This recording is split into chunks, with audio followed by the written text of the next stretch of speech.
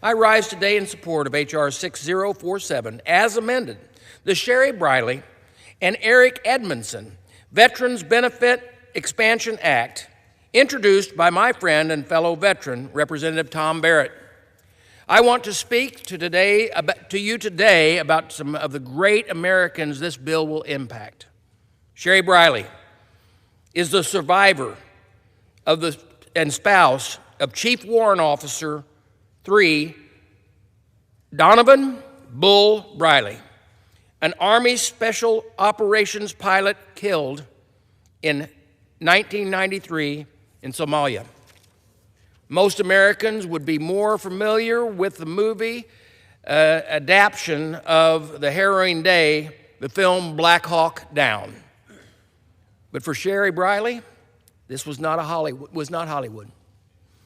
This was her husband, the father of her 5-year-old daughter. Donovan gave his life in defense of freedom, the type of sacrifice we will commemorate on Memorial Day. This legislation would provide the first meaningful increase in survivor benefits for families like Briley's since 1993.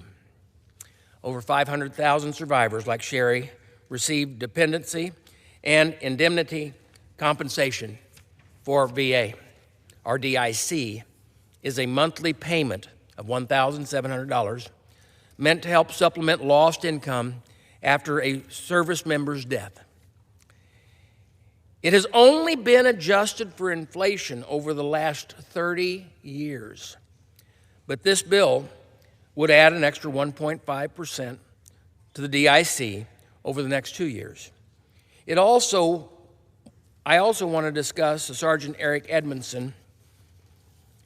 When Eric was 25, his vehicle was destroyed by an IED on the Syrian border.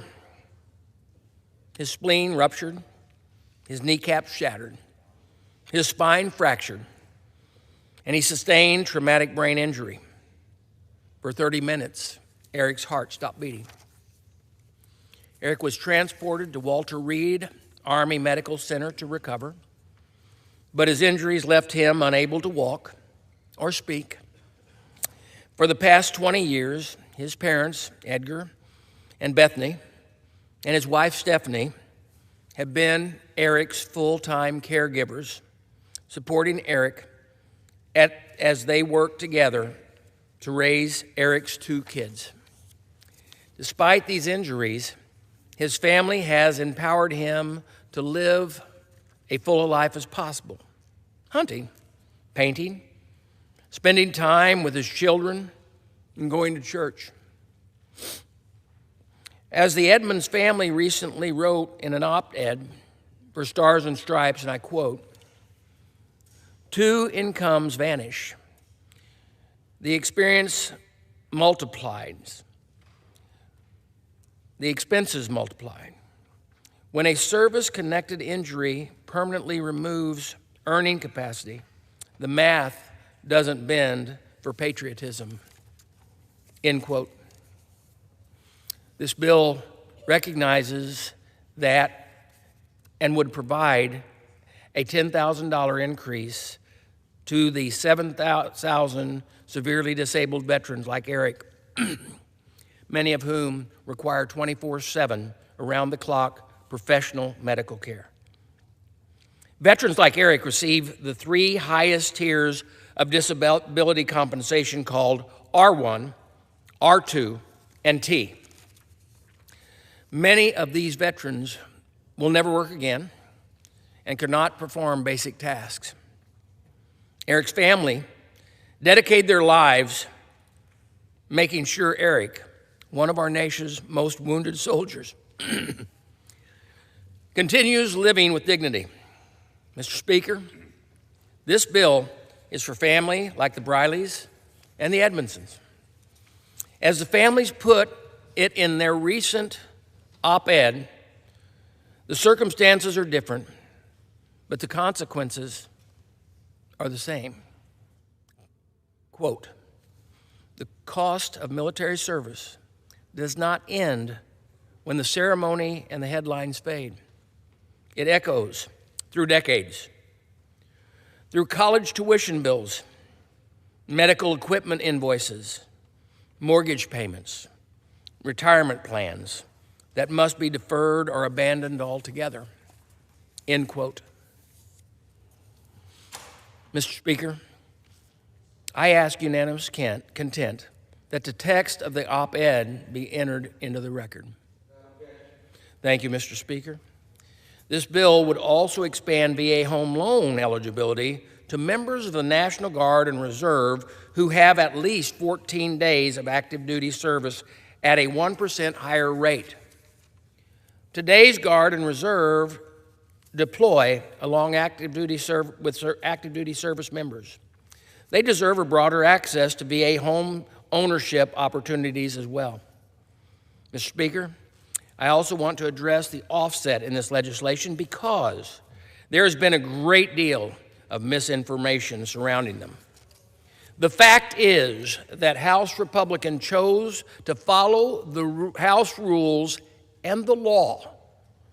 We fully paid for the legislation so that we could get this bill done, because promises made to the veterans should be promises Congress can keep and not show votes or fake outrage to get clicks and our votes. Now, let me be clear about what this bill will do. This bill will not eliminate or harm the VA home loan program. It would also not impose a loan fee on any disabled veteran, and it would not eliminate 0% down on a VA home loan.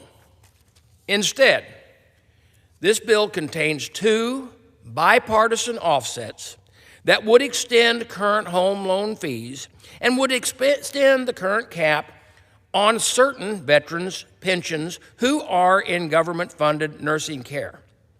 It also increases the home loan funding fee that families would pay when refinancing by a small amount. During the 116th Congress, then Chairman Takano supported and voted in favor of a similar funding fee proposal on refinancing of VA home loans. I find the arguments against our similar proposal today insincere. It reeks of the type of politics our veterans don't deserve. Mr. Speaker, I'm a veteran.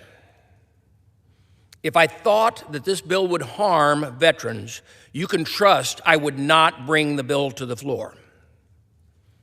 But, as the saying goes, don't take my word for it, because over 22 veteran service organizations support this legislation as written. Let me repeat, the veterans groups like the VFW, the American Legion, the Disabled American Veterans, and many others support the bill. These organizations represent millions of veterans and military families. Support this legislation because they know these families cannot afford to wait another decade for Congress to act. Speaker, I ask unanimous consent that a joint letter from 20 veterans organizations supporting the bill is included in the record. Thank you. And additionally, I ask unanimous consent to include in the record a joint letter from RAO, MCRA, and NGAS in support of expanding VA home loan programs to include Guard and Reserve members with 14 days of active duty. Thank you. Veterans deserve more than speeches. They deserve results. If you support these benefit increases, when you need a serious plan, you need a serious plan to pay for them. Because simply saying, someone else will figure it out later, that's not real leadership. Speaker, this bill comes down to a simple question. When Americans send our soldiers off to war, the result sometimes is life-changing injuries, grieving spouses, full-time caregivers. Will this country stand behind them later in the years? Again, I asked my Democrat colleagues, if veteran groups support the bill, then why in the world don't you? Mr. Edgar Edmondson testified before the Veterans Affairs Committee, and he asked Congress to stop the politics and get this done. Mr. Speaker, families like the Edmondson and the Brileys deal with the reality most Americans never see. The Brileys answered the call to serve. The Edmondsons answered the call to serve. Now Congress must answer their call. This legislation, these families, and the thousands of families like them, we have your back. It is a distinct honor to advance this bill just before Memorial Day. Now, I urge all members to support H.R. 6047 as amended. And, Speaker, I reserve the balance of my time.